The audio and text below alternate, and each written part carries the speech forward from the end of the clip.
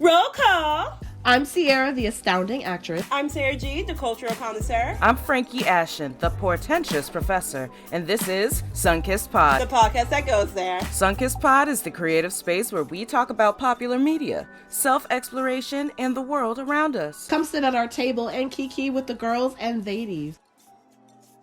Did you know the Muppet vampire Count Von Count from Sesame Street is based on actual vampire myth? One way to supposedly deter a vampire is to throw seeds outside a door or place a fishing net outside a window. Vampires are compelled to count the seeds or the holes in the net, delaying them until the sun comes up. That's a little something. Humanity is stupid. I'm so sorry. What? Listen, when you are a Romanian peasant, okay. and you're like, the whole world around me is uncontrollable, I'm like freaking out, like I need to find sense of things. Sometimes the scariest monsters can be waylaid by a few seeds, by a fishing net or so. If I was a vampire, alrighty, and you guys drew seeds outside, oh, let me stop to count this shit. Like, no one's gonna fucking do it. Like, first of all, I'm popping into the door. I'm just gonna like, this bitch, she needs to sweep her floor. Like, what are their seeds? It's something about the way that humans have tried to make sense of the world around them that really intrigues me. That's why I'm into astrology. I really love tarot as like a language of ancient humans trying to archetype the world in order to make it make sense. And vampirism is one of those things where people are trying to figure out the world around them. So I think as this episode speaks about or talks about vampires, I want to ask you both, because I'm the one that brought up the topic. I was like, we got to talk about vampires. I don't do There's vampires. something about them. You don't do spooky. I don't do Sarah. spooky. You don't do spooky. I don't do scary. I don't do murderous. I like a good murder mystery. But, they got to be a good gag at the end. It got to be like, I want camp. Okay. I want blood and gore. See, I'm over here like, all right, the Terrifier. I love this movie. The literal Terrifier. So I want to ask you both, what is vampirism? How would you define it? What does it mean to you? Then we can get into what it's meant in society. As I say, Sierra, start us off if you wish. So being somebody that grew up around not that kind of stuff, I was always told that like vampires and demons, all that were like no things.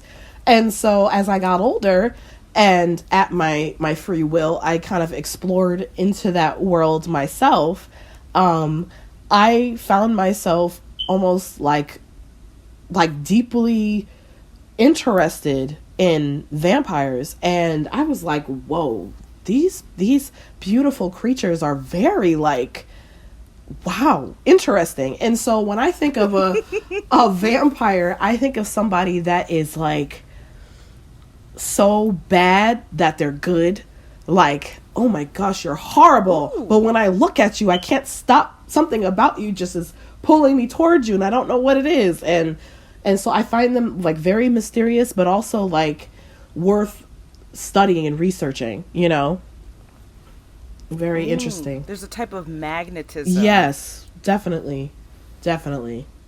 I like how you put that. I like that. Mm-hmm. Sarah, what do you think? What is vampirism? What does it mean to you?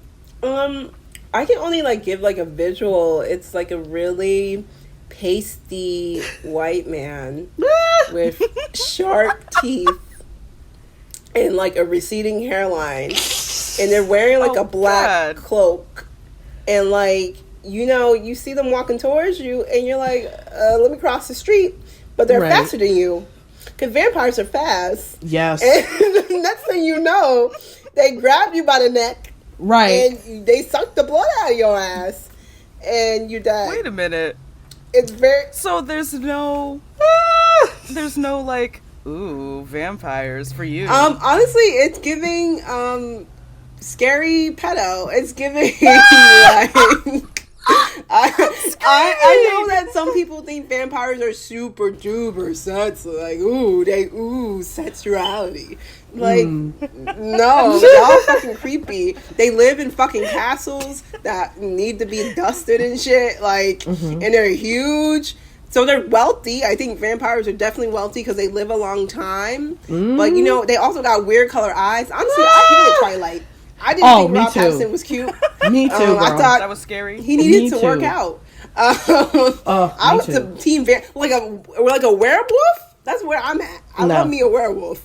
But yeah, I was Team Alice, to be real. Well, I guess no, but that's a white woman who's a vampire too. Like honestly, vampires scare me because they're usually white people with pasty skin, very light eyes, and you know, I just don't trust those type of people. So like, I'm not a vampire kind of person. I just ain't. I understand. Now, what is vampirism to me? I'm thinking sexuality. I'm thinking the erotic. I'm thinking about forbidden desires. I'm thinking about, you know, not just being hypnotized, but wanting to be hypnotized. Like that sort of deal.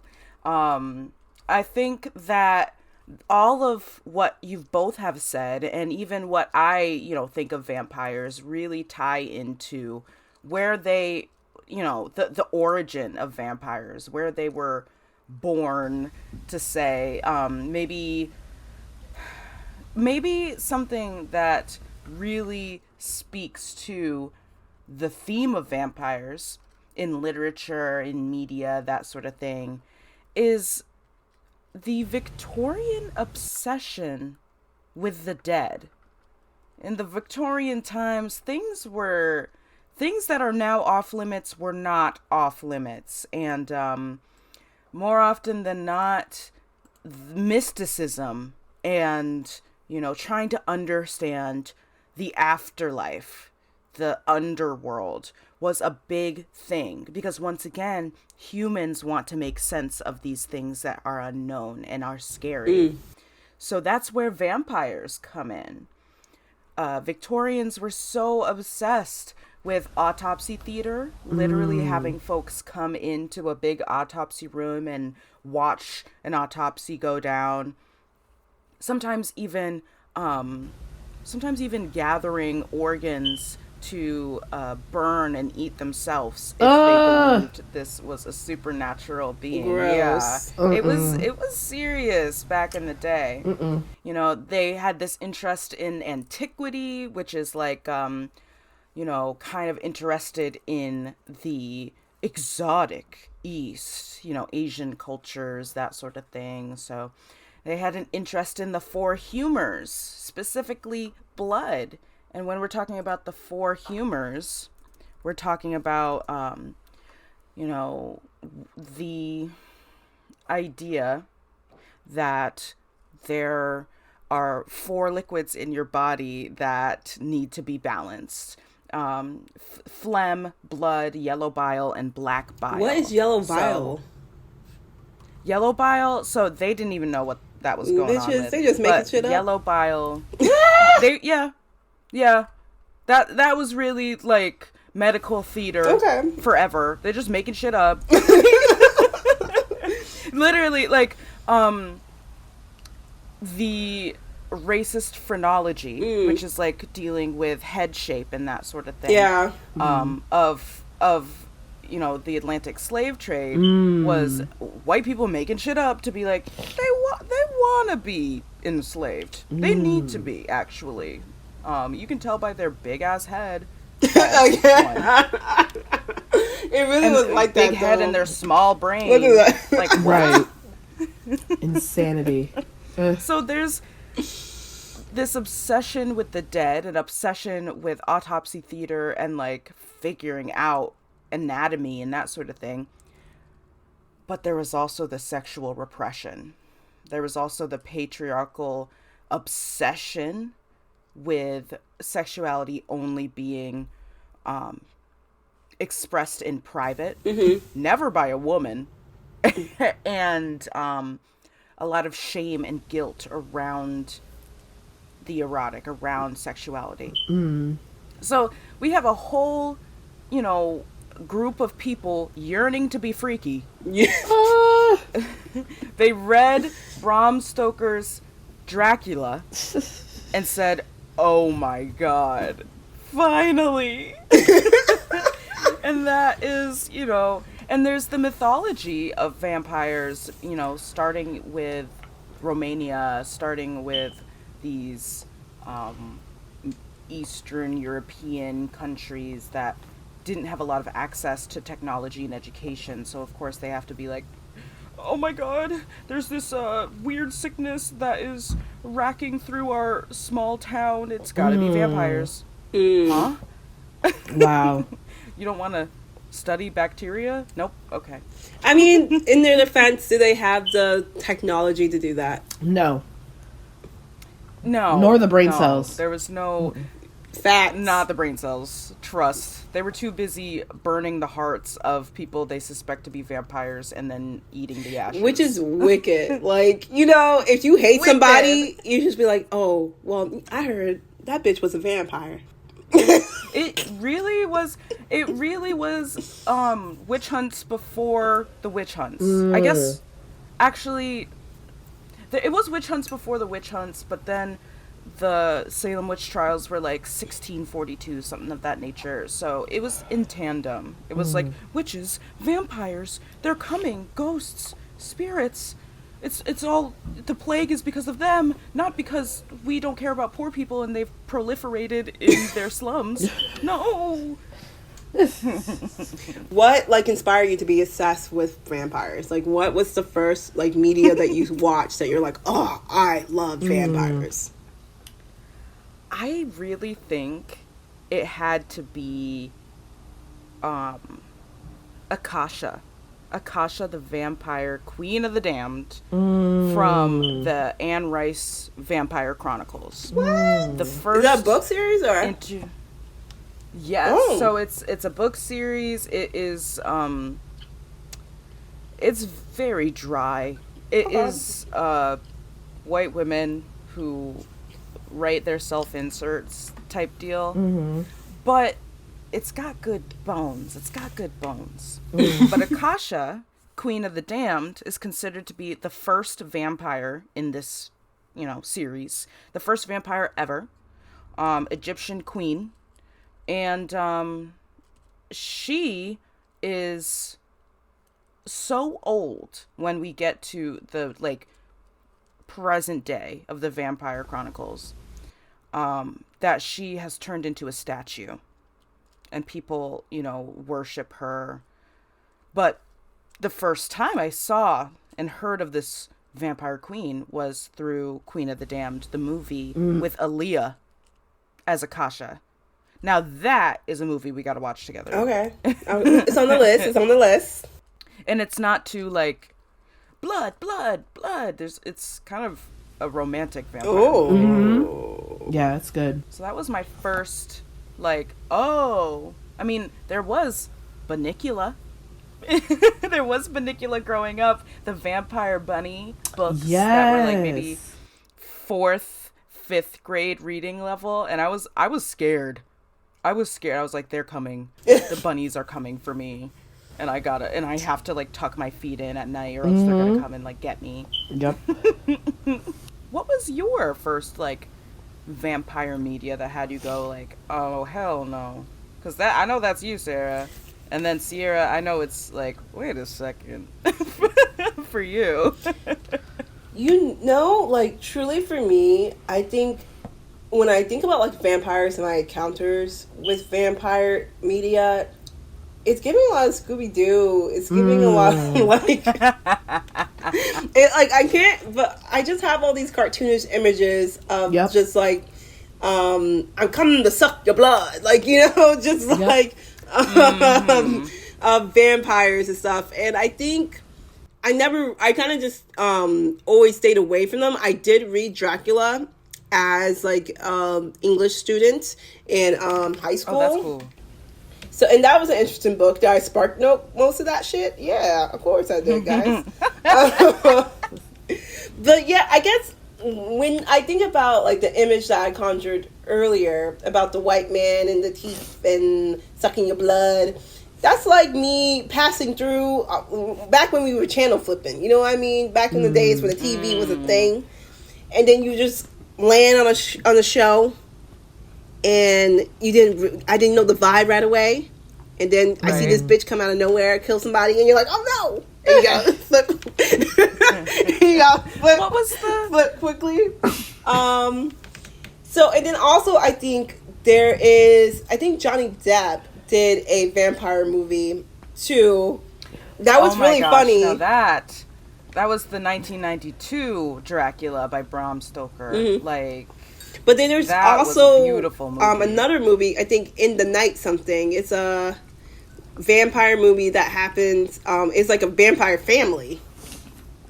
Oh, right. So I will pull it up to see.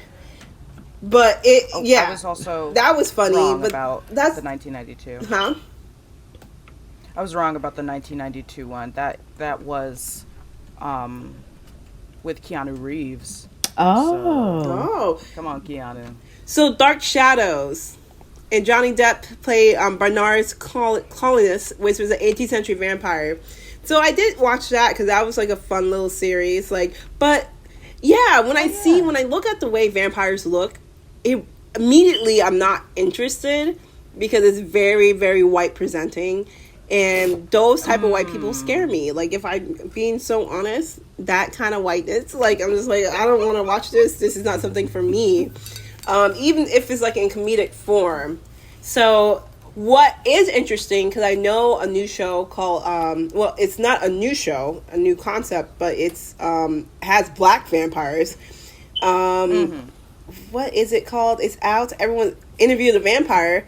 That was the first time I seen, besides, like, I know Eddie Murphy played a black vampire. Yes. I know, as we said, Aaliyah. Wesley Snipes. But it's very rare that you see black vampires. I know Blade's a black vampire, but I don't remember that movie.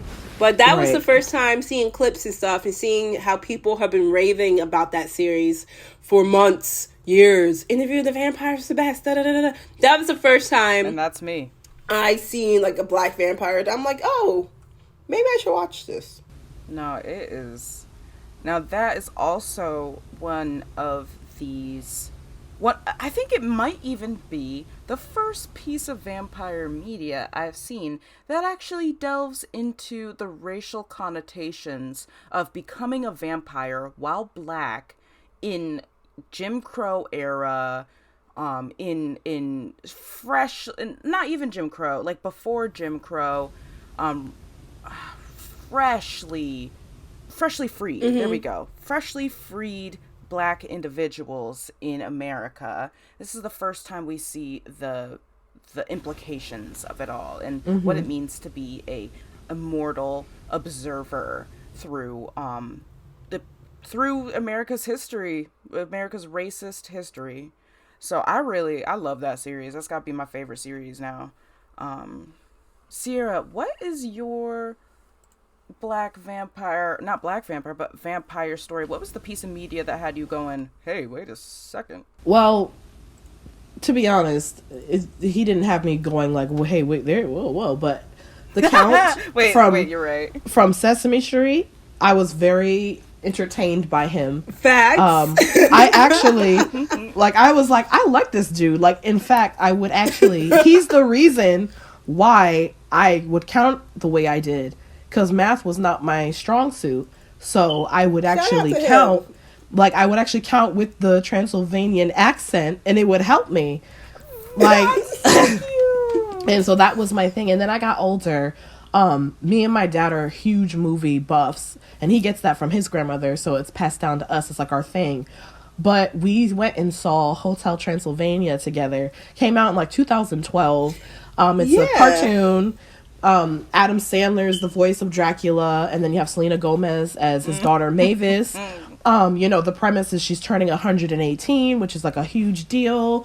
And unfortunately Dracula's wife gets killed, and it's like this whole thing. He's very protective over his daughter, and he builds this hotel to contain and protect his fellow monsters. And so, like, I'm very much into, because as someone who's an actress, like, I really, really love voice acting, and I really love watching people kind of go into different characters. And so when I saw Hotel Transylvania, especially with my dad, because it's very much a daddy-daughter movie, I remember I was watching it 12 years old and bawling, because I'm like, this is so good. And it's so cute. But, as an adult, like, I'll find myself going back and watching, like, all three of them, or four, because there's four. But yeah, so that, I will say, that's been like my... Yes, so there's the first one where it's her birthday, and then the human Johnny, who is Andy Samberg. That's his last name, right? Andy Samberg? I think so. We like that man. Yep. He's solid. Yes, he's cool. So there's 3 movies, and so the vampires are kind of like your comfort movies, right? Like these 3. Yeah, like I'm a little bit like you though too. Like I'll appreciate them from a distance. Like they're definitely mysterious. But stay over there. Like, stay on that side of the street. Okay? Like, period. Don't you dare run over here. Right. I'm like, I'm good. I don't want to wake up in a casket. I'm very much good. I'm good. But yeah, and then SpongeBob, the episode of the slasher, at the very end, like, Nosferatu makes an appearance. And I'm like, who's Nosferatu? And then... flash forward, Yeah, so there's a new movie now. Yes. With Frankie, you saw the movie and you came out raving about it, which is why we decided to have this episode. That's right. Yes, with Bill Skarsgård. What was your feelings about the movie, Frankie? So, Nosferatu, this new movie, 2024, is based off of Nosferatu, the 1922 silent film.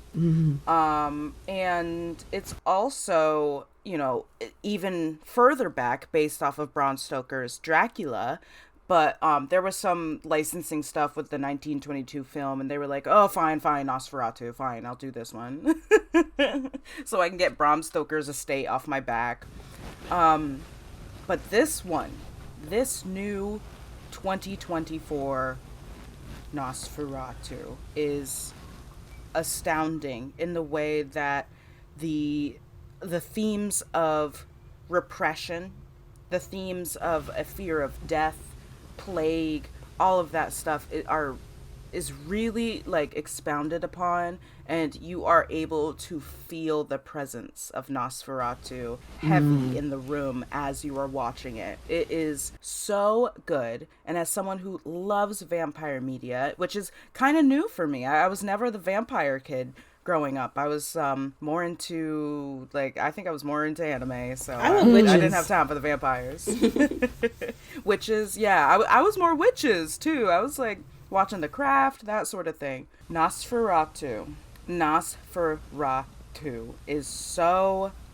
The movie's sexy. The movie is sexy in a sinister way. And that's the vampire way. I mean, it reminds me of this really classic book, a novel called Carmilla. And that has to do with, Carmilla, the vampire, attempts to, get real freaky with the narrator of the book. It's also one of the first lesbian vampire stories. So Carmilla is like, "Hey, girl," and and I have an excerpt. Sometimes the narrator tells us of her dreams. There came a sensation as if a hand was drawn softly along my cheek and neck. Sometimes it was as if warm lips kissed me, and longer and more lovingly as they reached my throat. But there the caress fixed itself. My heart beat faster, my breathing rose and fell rapidly and full drawn. A sobbing that rose into a sense of strangulation supervened and turned into a dreadful convulsion in which my senses left me and I became unconscious. That's a good description of an orgasm. Yeah. To me, I'm like, oh, she got it. That's arousing. Like, what the hell? and they're talking about having your blood sucked. So it should be scary. It should be like, oh my God. But instead she's like, the ecstasy. Yeah. And that was Nosferatu. literally opening with Lily Rose Depp. So come on, the Depp family getting into vampires. Okay. She is going off. She's convulsing. I mean, she talks about behind the scenes, she's talking about how like she really would end the day after playing this character. She would end the day shaking and like really emotionally affected by everything that she had to put her body in through. Jeez. Because that was the manifestation of the shadow of Count Orlok, who is the titular vampire in Nosferatu. So and here we get into, vampirism as a commentary on the erotic. Because more often than not, vampire media is like, people aren't scared when they're getting their blood sucked. They are hypnotized. They are wanting it to happen. Almost the forbidden is so alluring, and that in turn, has them feeling like, you know what? The world is ravaged by the plague. I am a woman in a patriarchal world. I don't want to be here anyway. Take me. So I feel like vampires are a really interesting response to patriarchy, to fear of the unknown, fear of immigrants, and fear of death. And there's something about them that is evocative through time, even now. And I just love them. It's interesting because, that's one of the things I liked about Hotel Transylvania. It's like very like subtle lessons about how to treat somebody that's different, whether it's their appearance, whether it's whatever they believe. It's very interesting. And I love when kids movies do that, because it's like you're teaching kids, hey, look, just because somebody has spikes doesn't mean that they're gonna hurt you. Like, it's I love that, and I love that message. And so it kind of, to me, reminds me of like even interracial relationships. Mavis is a vampire that's 118, Johnny's just 18, so it's just like, we don't support that age gap relationship. Well, for that world, for the world, that time zone, that's but it's just it's still interesting, because you actually start to see that even more, and like in the last one or the second one, no, it is the third one. They go on a cruise, and they meet. He meets the scholar. Yes, because I'm like, I have to remember everything. Yeah. But yes, they go through, all this stuff. He meets the captain's daughter, who happens to be Van Helsing. Like it's crazy. It's a lot of it's interesting, but they end up falling in love, and I love it. I love all of the it's that's good. Cool. And for context, listeners, Van Helsing is like an iconic vampire hunter. Yes, a vampire hunter family too. And yes, she's the niece or granddaughter. Yeah. Yep. And then the last one, there is 4. I was right. My there God. Was 4. There is 4. I know my stuff. There is 4. Yes, ma'am. Johnny wants to be a monster because he wants to be accepted even more by by the family. Well, does he want to live longer because he's a human? Well, that too. So did he become a monster, or? He does. That's good. And it basically goes south. That's funny. So Interview with the Vampire, I was like watching some good synopsis of it, because I'm not going to watch it, guys. I know I've been told to watch it. I don't want to see people die. It's a difficult one for the squeamish. But the characters, reading about it, it's great, right? I can read a book, okay? listen to people describe it, it's great. I'm really interested in Claudia, the black girl who plays a vampire. Yes. And just kind of the way that she was protective over, not Lisette, but the other guy, Louis. And the way that she dies is so, like... The way that she dies is so sad. Spoiler. But also the fact that she died with someone... My bad. Guys, I think she died multiple times in the series. Because the way that it works is in flashbacks, right? Oh, is it only one time she dies? Okay. Whoops. This one time she dies and it's pretty big. Yeah. Anyway, she dies But- because she tries to kill Lisette, because Lisette is the white man who, honestly, it's an abusive relationship. He's in an abusive relationship with Louis. And the last biggest abusive moment was when he dropped Louis from the sky. And then after that, Claudia was like, no, bitch, you can't be around us. So they stopped talking to him for a couple decades. But then, Lisette got it. Lisette's that man. He's sexy as hell. And Louis can't. He's got that cookie. Yeah. He's got that cookie and Louis wants it. Yeah, and Louis can't resist. So Louis accepts him back into his life. But Claudia is like, nope, we're going to kill this motherfucker. So. That's funny. Can I talk about how he gets back in his life, too? So Lestat makes a record with the singer that he is cheating on Louis with. Evil. And it's Come to Me, her voice in the background. Louis Dupont de Lac swims the Mississippi to get his ass and put him in his place. And is like, did you write this song? Is she on it? And Lestat's like, yeah, did you like it?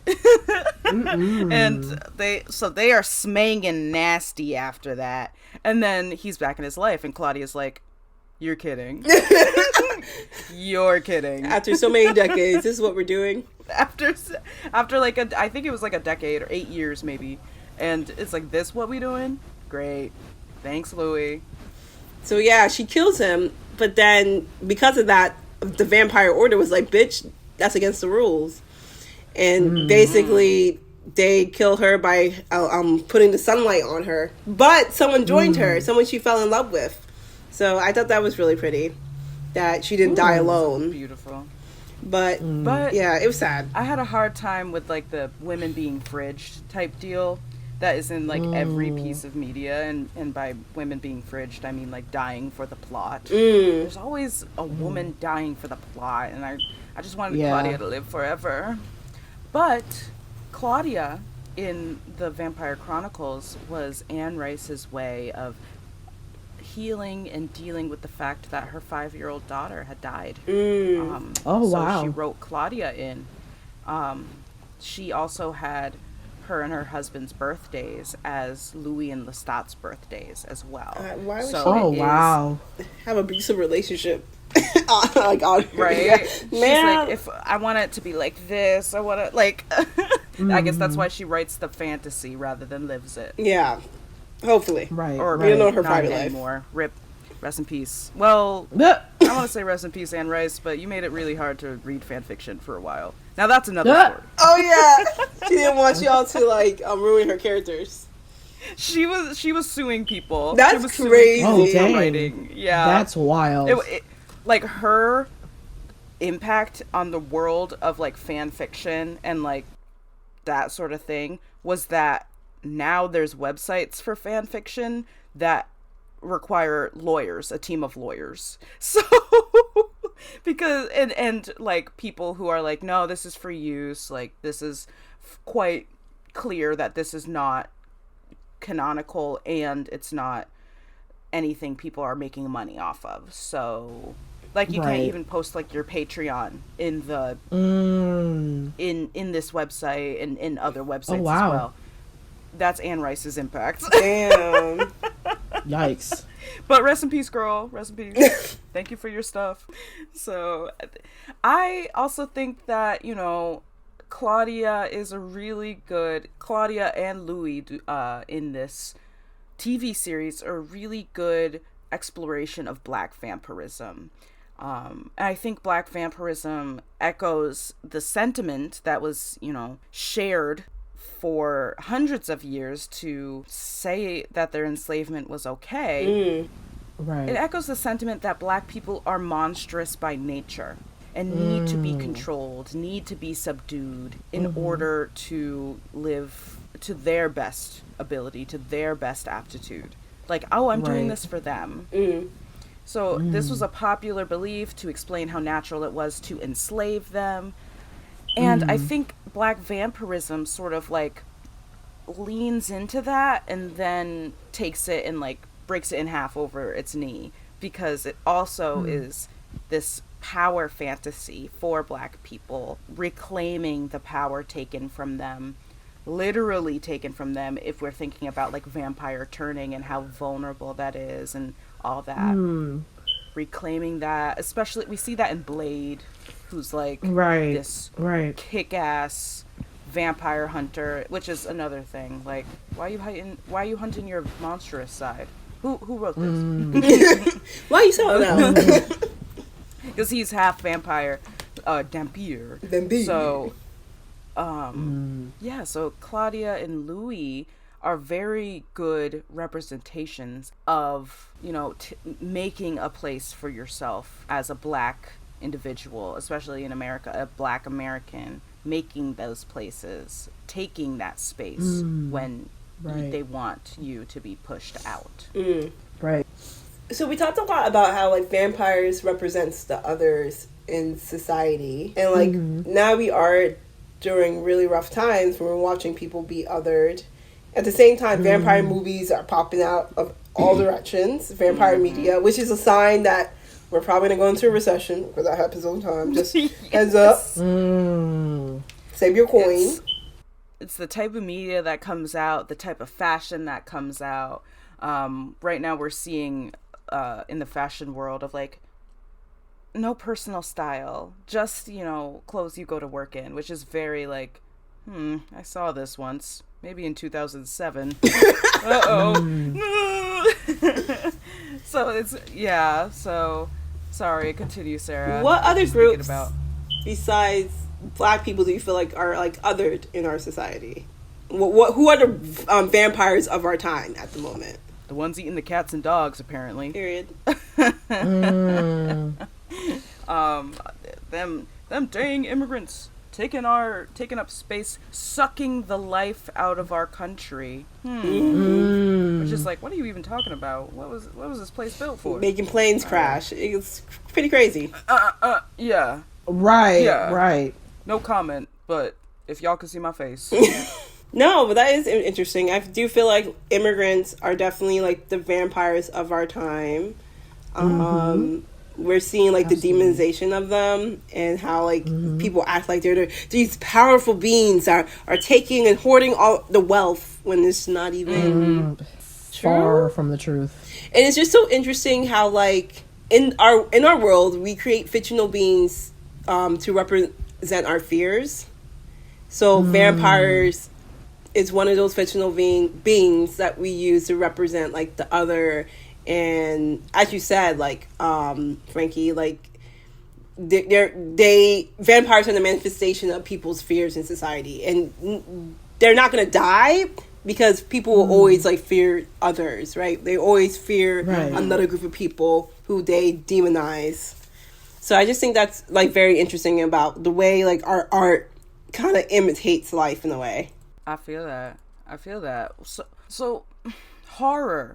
These scary stories are often that social commentary, that societal, or that recognition of societal fears. And I think horror it's my favorite genre, because there is something so psychological about understanding the background of a movie, of a piece of media. It's not just like, the swamp monster is coming. Whoa! It's a commentary on the fear of nature, a thing that Puritans and the first colonists, came in and tried to control and understand.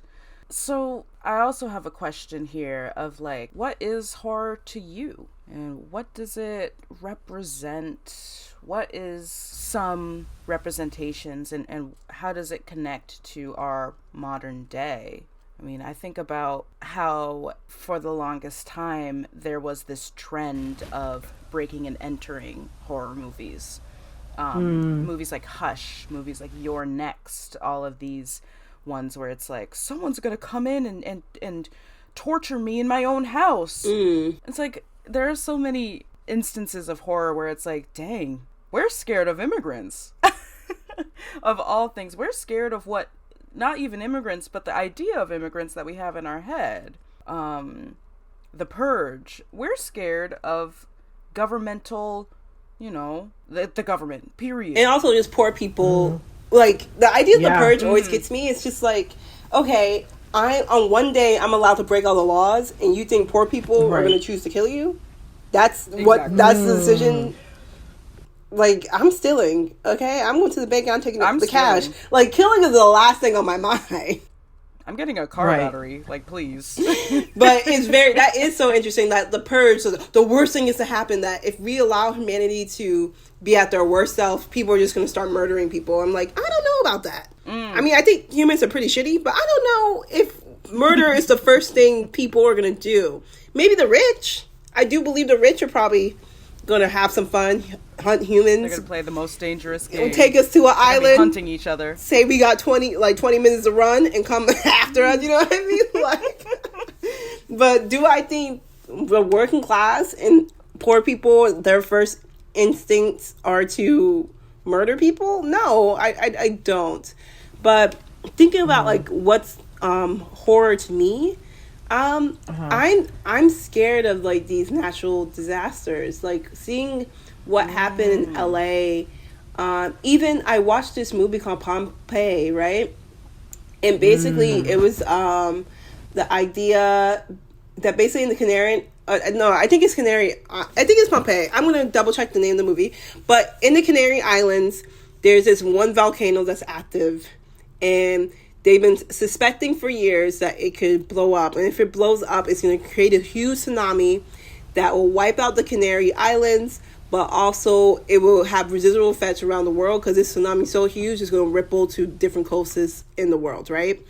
And something like that terrifies me because it's very much it's going to wipe out, like, that whole city is gone. Destruction, people dead, you know what I mean? Like, that's hard to recover from.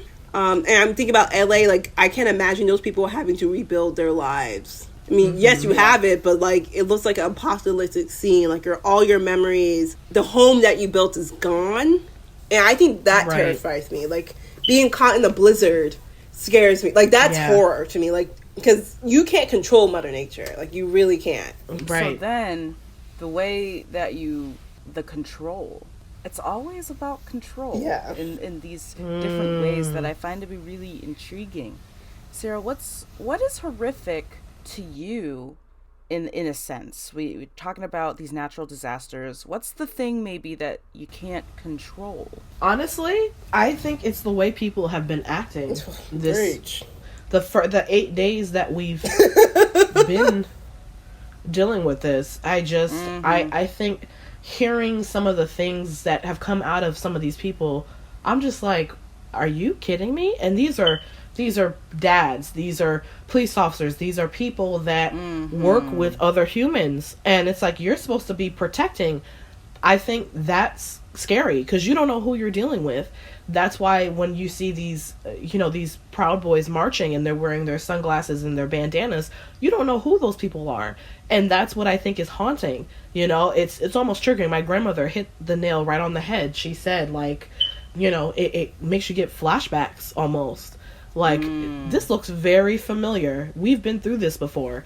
And then I think the caucasity of, what's his name? Nick Fuentes or whatever. He's Cuban. Him saying... That's not even worse. Oh, Lord. But Latinos can be white. It's just... Too, so.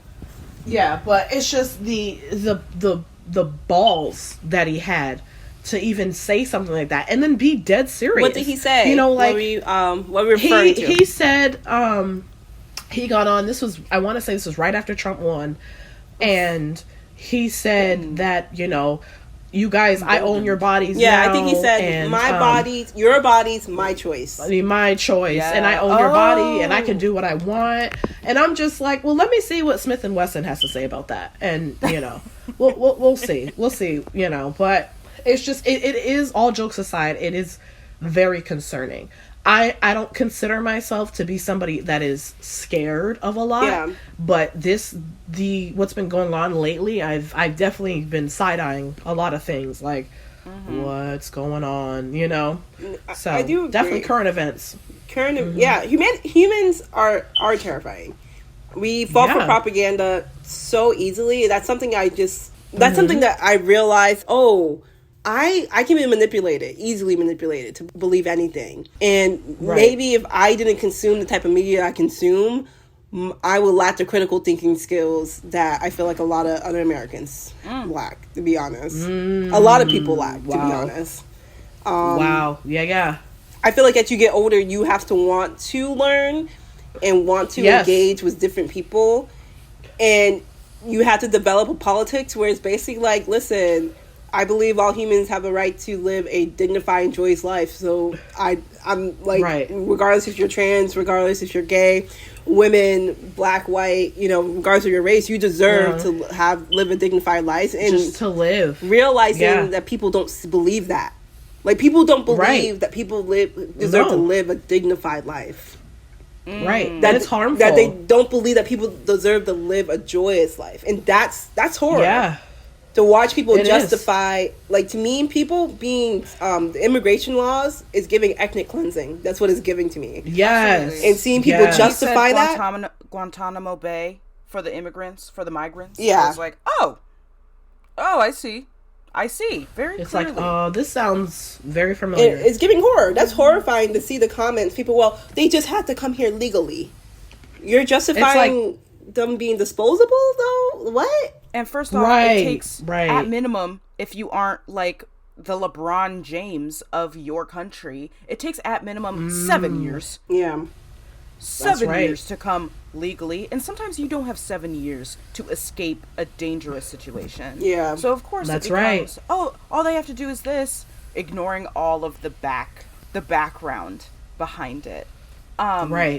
Mind you, this is all happening in this, you know, this country that is, you know, the richest country in the world, in the history of the world. Yeah. The history. Yeah. And meanwhile, we have an illiteracy rate of 1 in 5 people in America. 1 in 5 Insanity. people. We gotta get our books up. Cannot. And we have administrations right now that are like professors of the enemy. So they want us dumb and blind. Okay. That's and right. I don't say that as like, I mean that and I think that, but in the way that they think, I want you dumb and blind, you know? Propaganda is horror. Yeah, it is. Propaganda is horror. And you know, I was thinking about what horrifies me. What is the current thing? I'm diabetic. Yes. Yeah. I'm afraid of the world. And I actually just recently had to fight for my insulin because there was a shortage, or there is a shortage right now. And I'm afraid of, there's so much in the realm of body horror in that genre that I find quite intriguing, you know, all the way from Alien Prometheus and this lady has to give birth to an alien, like, and it's a violent, like, all this stuff about bodies is really something that has stayed through time. And that is a real life thing. I mean, we got an administration that is blaming people with disabled folks for plane crashes. We've got, insane folks trying to gut Medicare or Medicaid. And they're going to succeed, which is federal. Even scarier. And it just, as a diabetic person, as someone with a chronic illness, I'm afraid. Yeah. That's horrific. Absolutely. You are telling me I don't deserve to live because of something I was born with. And that's the reason why sometimes I go to horror and watch it as a stress relief, because I go, at least that's not my stress life. relief, bitch. No, for real. So for real. Sometimes I watch it like, well, at least I'm not living this life. At least, you know, even though I have all these are the real monsters, right? That's deep. Yeah, vampires, you know, werewolves, there, witches. I can pretend. Yeah, but over here I can't. It's scary that, and people, like you said, like, they feed into this stuff. They don't think. They don't go, oh, this doesn't sound right. This makes sense. Oh my God. Like, that's what I said. I was telling somebody just recently. I'm like, these things are so harmful to a whole culture of people, and we have allowed cultures, and we have allowed it to just be done constantly over. People are saying things with the cats and dogs to the plane crash. It's like, do you understand what you're doing? It's like but that's just like we can go back to COVID, you know. He was saying that it was Asia's fault. The Asians, yeah, the like, China saying, virus, it's their fault. which is really disgusting. Yeah, and they were getting beat up, Yeah. and I'm like, so nobody sees how this is wrong. Yeah, so it's disturbing that people will not think for themselves and go, wait a minute, that's insane. Yeah, they're justifying the cruelty because it feels like they've been desiring to have the opportunity to be cruel, right? Like, yes, people are tired of Yeah. cancel culture, which honestly people are getting canceled. Let's keep that real. But people are tired of having to be polite and be cordial to people and respect people's identities. So now they have a president. A monster that they manifested, right? Like, this is right. The same way they created vampires to justify, the other ring of people, or justify different deaths and stuff. They created Trump to justify their desires to shame trans people, to harm immigrants. Like, Trump is a monster that was created by the American people. You know, that's right. I say the American people because we, regardless of your political affiliations, we allowed Trump to rise. That's right. You kept feeding him with attention. We kept. We didn't take him seriously. We didn't take him seriously. Whether that was because of our own. I think Americans in particular, we have a lot of a moral superiority and just the superiority complex in general. Like, we think that we're better, we think we know better, we think we understand. So, like, when this man came out and he seemed unserious, a lot of Americans probably thought to themselves, "Oh, he's not going to make it," and then he made it. And then he made it. And then we allowed it to happen twice. That's right. That's right. Oh, we. And it's the same thing. Strong word. Yeah. We will forever be a strong word. 92% of us over here. Yeah. Right. Truly. But I do think that's a monster we created, and Trump is a manifestation of all Americans' fear of immigrants, fear of trans people, and fear of not being able to, progress in society. You know, like, here's this person telling us everything we want to hear, that it's everyone else but us, you know? The reason we're not doing well is because everyone else is harming us besides the government, besides the billionaires who are leeching from us, you know? Right. But it's a the common drones man. that the government says, "Oh, don't worry about those." Yeah. Oh, come on, surveillance state, let's go. Yeah. Right. We love to create monsters. From vampires, we do. Witches, we do. Goblins, zombies. We love to create a monster. We do. We absolutely do. We love to create a monster. We love to villainize those that are considered the societal other. We create that monster, and I think a story that really sticks with me about vampirism in particular is the story of Lena Brown. Lena Brown was a New Englander. Hey. She was, which is like, hey, let's go, girl. Also like, oh, too close. I'm scared. Very close. So Lena Brown, her father died as she was a child. After a decade they were buried, she contracted tuberculosis, which at the time looks very close to what folks believed vampires could do. Like blood everywhere, like that sort of thing. She became ill and she died. And on her deathbed, her brother was in the same boat. He also contracted tuberculosis. Tuberculosis is quite contagious. And Edwin, her brother, was in good condition until he wasn't. The neighbors were fearful for their own health. They felt like that family's sickness was to come to them. As Edwin's health declined, the neighbors continued to have this mob mentality of, what can be causing this? I don't understand this. What can be causing this? And they settled on the idea that Lena Brown was a vampire. And what they needed to do was exhume the body, dig it up, find the heart, take it out of, besmirch her name and defile her corpse in order to take their heart, burn it to ashes, and a very common thing to do in the realm of vampirism mythos. was to Wow. feed the ashes to the ill person who may be afflicted by the vampire disease. Yeah, humans are stupid. Like, So they feed the vampire ashes the heart ashes to Edwin, her brother, and he dies. And the world around them, their small New England town, saw that as confirmation that Lena Brown, a poor orphan, was a vampire. damn. And that they were better off without her and her brother. And that's crazy. the story that I believe we are seeing and continue to see in this society, in history. And Right. I think it's important as we look at horror and understand it, pick it apart, to think about who the real vampires really are. Damn. And that's Sunkissed Pod vampirism. Snap, snap, snap, snap, snap. Claps all around. Claps all around. Woo! Thanks for leading us, Frankie. Appreciate it. Yes. Absolutely. Vampires, you're Fantastic. kidding.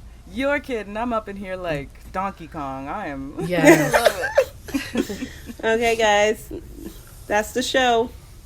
Bye. All right. We'll see Bye.